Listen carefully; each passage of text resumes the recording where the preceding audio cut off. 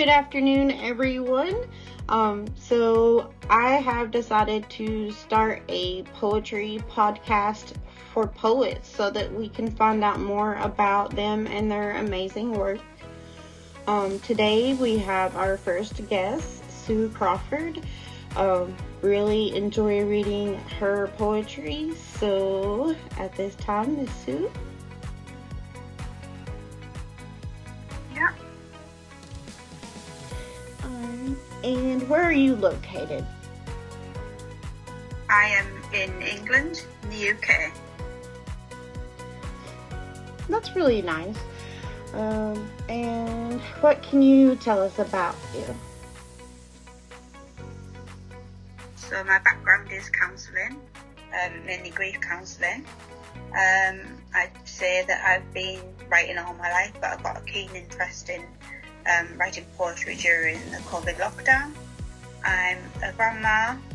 I'm a mum of a son who's severely disabled, autistic, non-verbal, and I care for him a lot at home.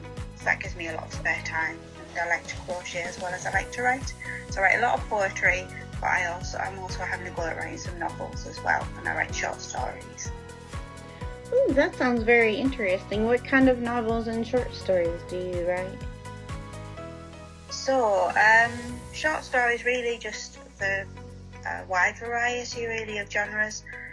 Just anything. I like to do monologues. I don't know if you've heard of Alan Bennett. I got influenced by him, so I like to write it from one person's perspective in short stories.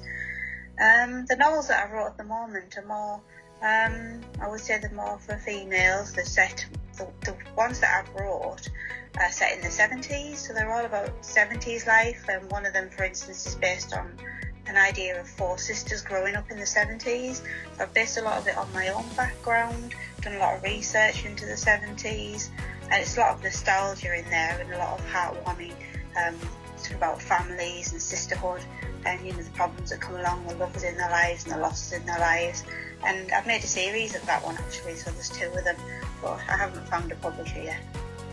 Oh wow, that is amazing to hear.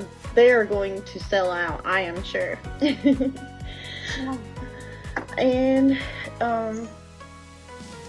who is your biggest inspiration? Who is my biggest inspiration? In my life is probably my son, because I've learned a lot through him.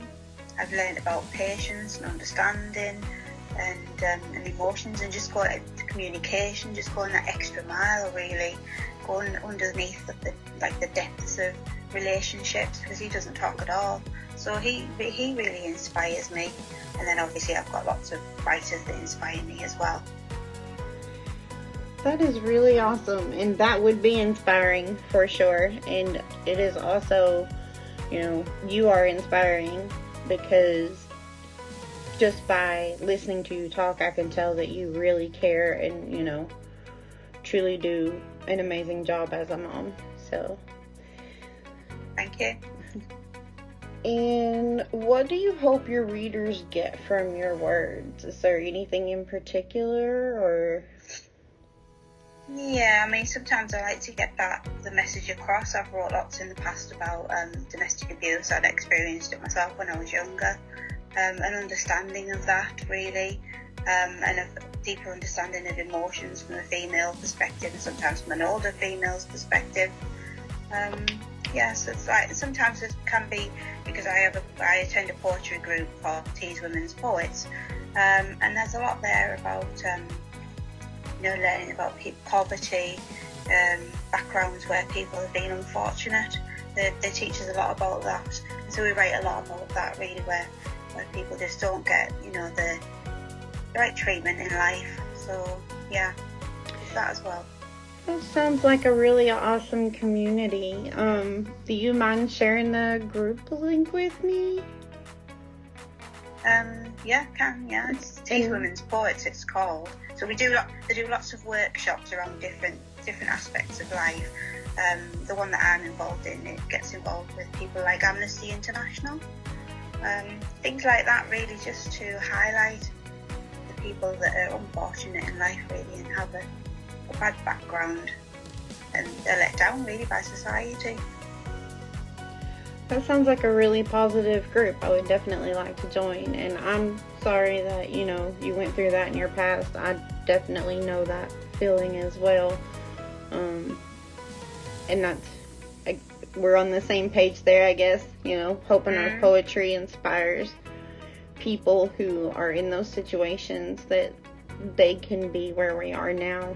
I just have to realize that they are worthy, that they are worth, that love to themselves, and not to ever settle for less from anybody else. So yeah, it ties in very much with counselling along the way, really. Life experience and life's narratives, just writing it all down.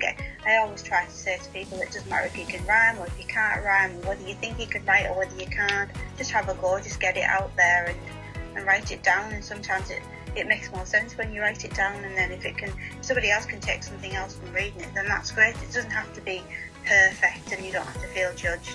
Just like art, just put pen to paper and let it flow. That's what I say. I love that, and that definitely helps me as well. So do you have a passage from one of your poems that you would like to read us today?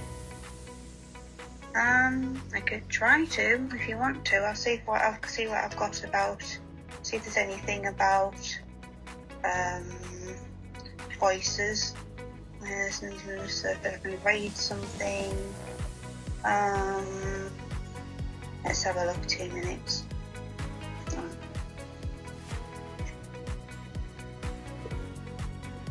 And while you're doing that, who is your favorite author and why? Oh, dear me. My favourite author. So, I like Bill Bryson for non-fiction. For fiction, I like Pat Barker. So, for instance, she wrote Silence of the Girls. I love Greek myth. Absolutely love Greek myth. But she's from the same town that I'm from, and she's a really famous author. So she writes about war as well. So I would say she's probably my favourite. So, yeah. I will have to look into her. I like to read. Sorry. Yeah. I'd like to read Pat Barker. Yeah, so she rewrote the story of Troy from the female's perspective, really. So that's quite good. So I'm trying to find something. I should have really got my poetry books out. No, so I'll read you one about somebody who, well, it's related to domestic abuse, really. That's it. Okay. So, no, it's a different one, actually. So I'll read you this one anyway. This is one of mine. It's called Ultimate. The ultimate price that girl had to pay as she took her vows on her wedding day. Guilt consumed his quiet words. She had been unfaithful, the world so absurd. Do you take this man, the vicar said, and she broke down in tears, shook her pretty head. The truth so apparent, her eyes found the best man, and then she murmured the words, I don't think that I can. Her heart thumped away, the blood rushed to her head. She fell down onto a pew, and she just dropped dead. That's somebody admitting, she's been unfaithful. So that doesn't really tie in with what we're saying about the domestic abuse, but I have got lots on domestic abuse. That was a really beautiful poem. You are very talented. So, most definitely, great job.